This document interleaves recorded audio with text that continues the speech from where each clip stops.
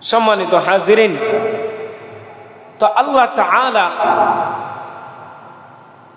আমাদের জন্য এমন একটি ধর্ম, এমন একটি দিন আল্লাহ তাআলা নির্ধারণ করে দিয়েছেন, যেই ধর্মের পরিপূর্ণতার সার্টিফিকেট দুনিয়ার কোনো মানুষকে দিয়ে দেননি আল্লাহ তাআলা, স্বয়ং নবী সাল্লাল্লাহু আলাইহি ওয়াসাল্লামকে দিয়েও দেওয়ান নাই।